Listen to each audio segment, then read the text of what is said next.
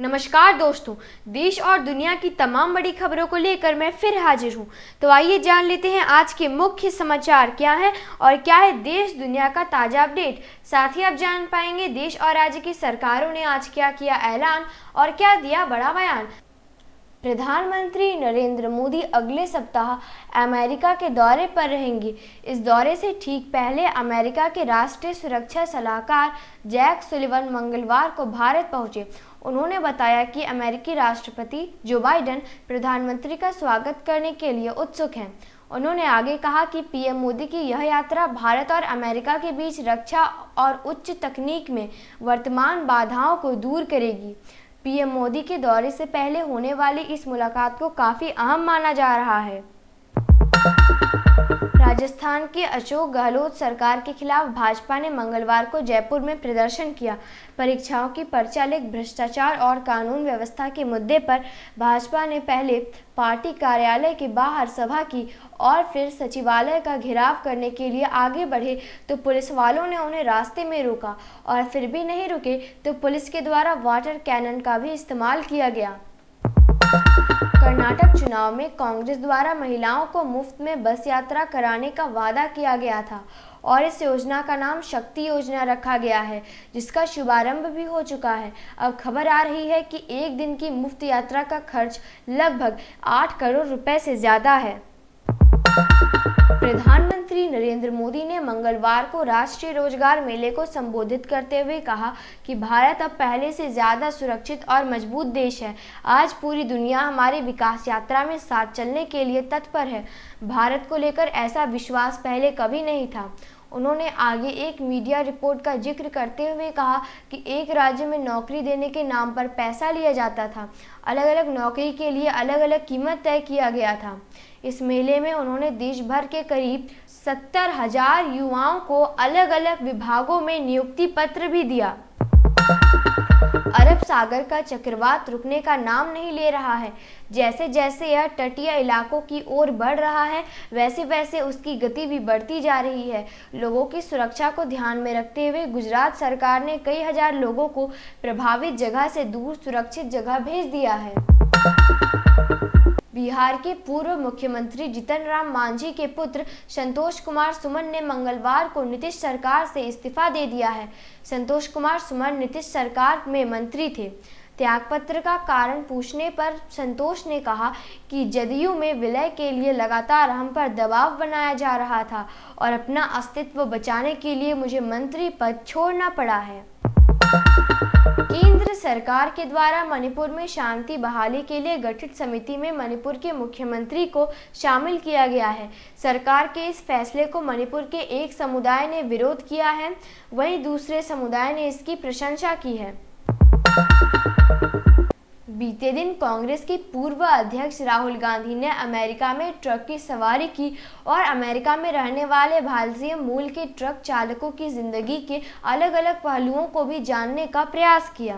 दिल्ली सरकार ने महिला सुरक्षा को ध्यान में रखते हुए पूरे शहर में जहां जहां भी डार्क स्पॉट हैं उसे खत्म करना चाहती है और इसके लिए केजरीवाल सरकार ने फैसला लिया है कि पूरे शहर में स्मार्ट स्ट्रीट लाइट लगाएगी। अब बच्चों का टीकाकरण भी ठीक उसी तरह एक ऐप के माध्यम से किया जाएगा जिस तरह से कोरोना वैक्सीन के लिए ऐप की मदद ली गई थी। इस पोर्टल की मदद से बच्चों के टीकाकरण का ट्रायल 2 जिलों में सफल रहा है। जुलाई से दिल्ली के सभी जिलों में इसी ऐप के जरिए बच्चों का टीकाकरण होगा। दिल्ली हाईकोर्ट ने सूचना के अधिकार अधिनियम के तहत एक परीक्षार्थी ने अदालत के द्वारा मांग की थी कि उसे मॉडल उत्तर की प्रति के साथ साथ अपनी उत्तर पुस्तिका को दिया जाए, लेकिन अदालत ने इसे खारिज कर दिया और कहा कि उत्तर पुस्तिकाओं को तभी उजागर किया जा सकता है जब सार्वजनिक हित में इसकी ज़रूरत हो। याचिकाकर्ता सिविल सेवा परीक्षा 2020 की प्रारंभिक परीक्षा में सफल हुआ था, लेकिन उसे मुख्य परीक्षा में असफल घोषित कर दिया गया था।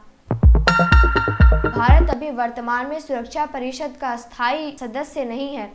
इस पर रक्षा मंत्री राजनाथ सिंह ने कहा कि भारत दुनिया के सबसे अधिक आबादी वाला देश है, लेकिन इसे सुरक्षा परिषद में स्थायी सदस्य की सीट अभी तक नहीं मिली है, जो संयुक्त राष्ट्र की नैतिक वैधता को कम करता है। कांग्रेस के अध्यक्ष मल्लिकार्जुन खड़गे ने ट्विटर को लेकर कहा कि केंद्र सरकार के द्वारा ट्विटर के ऊपर दबाव डाला गया और धमकी देने का आरोप लगाया गया। यह लोकतंत्र को कमजोर करने का सबूत है। कांग्रेस अध्यक्ष ने आगे कहा कि इससे जाहिर होता है कि 3 कृषि कानूनों के खिलाफ किसानों के आंदोलन को कुचलने के लिए बीजेपी सरकार ने सही रास्ता नहीं अपनाया। गृह मंत्री अमित शाह ने राज्यों के मंत्रियों के साथ बैठक की और इस दौरान कहा कि देश भर में अग्निशमन सेवा का विस्तार किया जाएगा और उसे आधुनिक बनाया जाएगा।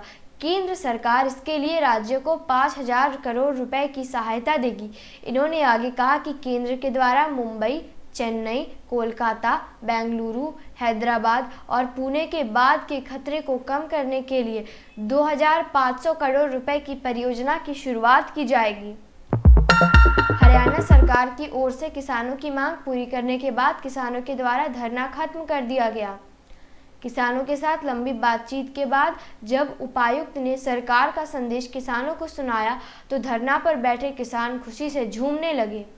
वहीं भारतीय किसान यूनियन के प्रवक्ता राकेश टिकैत ने कहा कि एमएसपी पर यह पहला आंदोलन था। मध्य प्रदेश के कई अहम सरकारी विभागों वाले भवन में बीते दिन आग लग गई, जिसे काफी मशक्कत के बाद बुझा दिया गया, लेकिन इससे अब राजनीतिक सुलगने लगी है। सरकार के द्वारा इस दुर्घटना के लिए जांच कमेटी बना दी गई है। वहीं विपक्ष का आरोप है कि आग लगी नहीं है, लगाई गई है।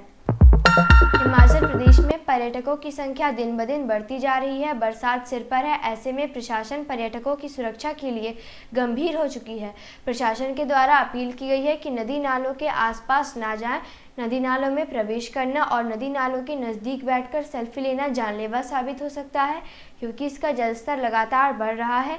साथ ही खबर आ रही है कि आदेश न मानने पर 5,000 रुपये जुर्माना भी लिया जा सकता है। उत्तर भारत में भूकंप के तेज झटके महसूस किए गए, कई इमारतों को नुकसान भी पहुंचा। आपको बता दें कि इस भूकंप की तीव्रता 5.4 मापी गई। न्यूज़ अपडेट के लिए और मुझे सपोर्ट करने के लिए लाइक एंड सब्सक्राइब करना मत भूलिएगा।